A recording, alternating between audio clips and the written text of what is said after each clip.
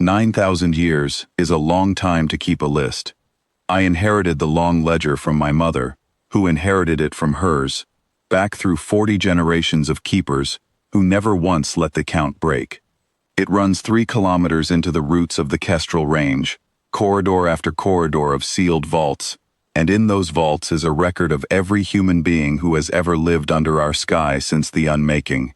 Not their thoughts, not their memories, not in the way the chorus means it. We keep proof. A name, a face rendered in enough detail that no two are alike, a voice sample, the particular geometry of a hand, the cadence a person used when they said their own name aloud for the record. Small, stubborn physical things, the kind of thing a mind cannot argue itself out of, and the kind of thing an outside signal cannot simply overwrite.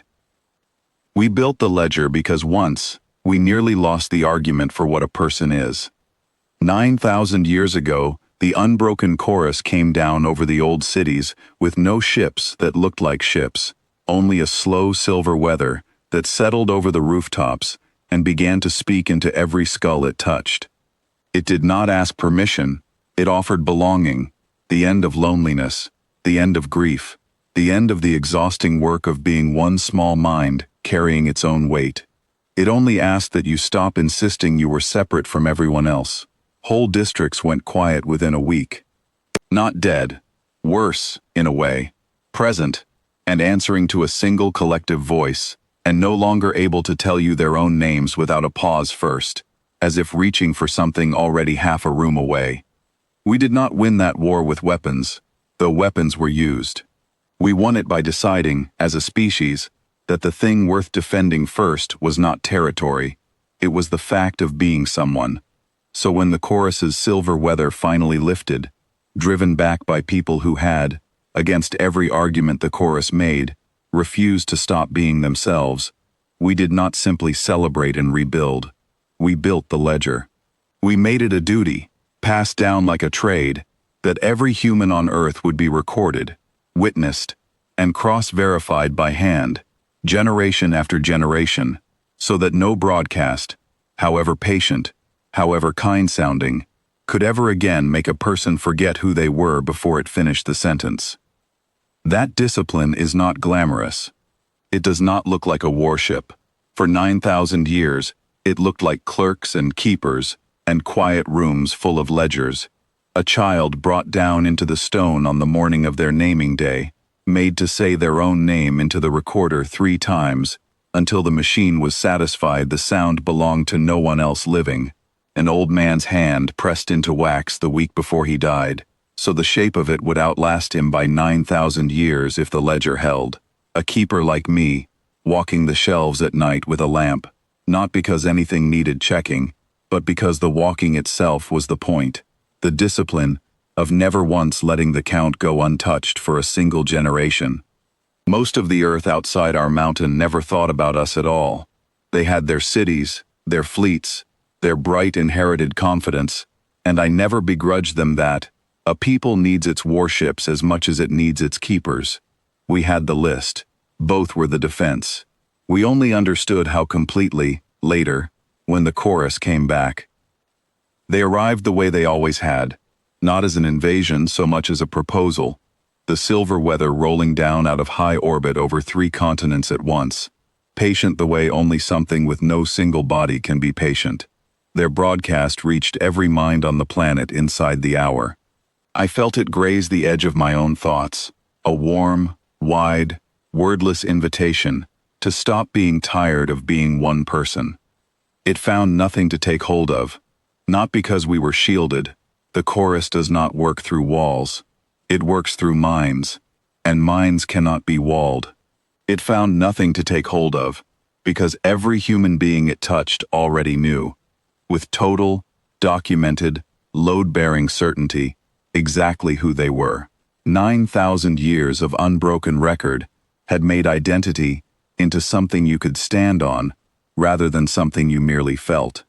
The broadcast tried to offer us the relief of forgetting, and there was nothing in any of us left loose enough to want it.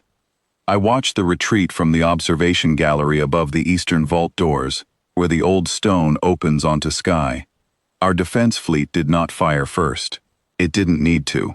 The chorus's vanguard vessel, vast, seamless, more grown than built, came down low over the coastal shelf where the unmaking had begun 9 millennia before, and it simply stopped, the way something stops when it has run its full argument and found no purchase.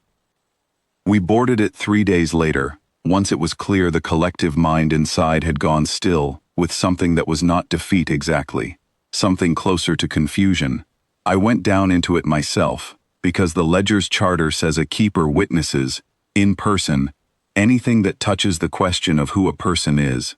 The hull was warm underfoot, grown rather than built, its corridors ribbed like something's throat, and the air inside carried a low, continuous hum that I understood, once I had been in it an hour, to be the sound of a single mind occupying 10,000 skulls at once and calling the noise of that occupation peace.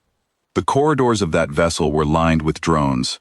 Hosts, the chorus calls them, though I have never liked the word.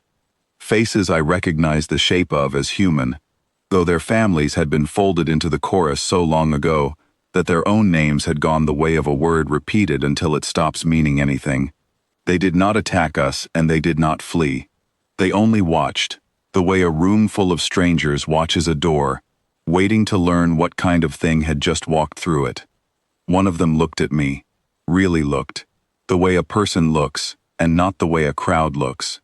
I knelt down to where she sat against the bulkhead and asked her name. She opened her mouth twice before anything came out, and what came out was not a name, but a fragment of one, half remembered, the way you might recall the first 2 notes of a song you haven't heard since childhood. I had her file inside of an hour. The ledger keeps everyone, even the ones the chorus carried off in the early years, because we never stopped counting the missing as ours. Her name was Ren Iskander. She had been 6 years old on the day the silver weather took her family's district, 42 generations back down my own line of keepers. I said her name to her, slowly, the way the record specified it should be said, and I watched something in her face come loose and settle, the way a tool finally finds the groove it was cut for. That was the answer we gave. Not annihilation, though we could have ended that vessel and the mind inside it without much cost. Our platforms had it bracketed from the moment it stopped moving. Not mercy in the soft, careless sense either. We opened the ledger to every drone aboard that ship who still had a human record on file, and one by one, over the better part of a week, we said their names back to them. Some came apart weeping, some simply went quiet in a different way than before, the quiet of a person standing still for the first time in a very long while. A few, the ones taken too young or too long ago for the record to reach, we could not fully bring back, and I will not pretend that cost nothing. We logged their names anyway, and gave them what care remained to give. The rest of the chorus's vanguard, the vessel and the mind that still called itself unbroken, we let go. Not because we forgave what 9,000 years ago had nearly unmade us. Because the ledger's oldest instruction, older than any weapon doctrine we ever wrote, says that the answer to something that erases people is never to erase something back. It withdrew past the orbit line at a crawl, the way a thing moves when it is thinking, if a collective can be said to think, about an argument it lost without a single shot fired in its defense. I closed the entry on that day the way I close every entry in the long ledger, with the names, all of them, the recovered and the lost alike, written out in full, because a name written down cannot be quietly subtracted from the world.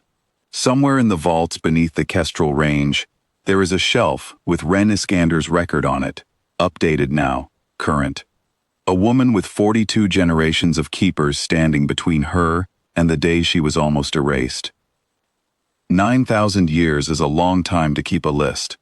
It is exactly long enough, it turns out, to make sure that when something comes back to ask if you remember who you are, the answer is already written down, witnessed, and true.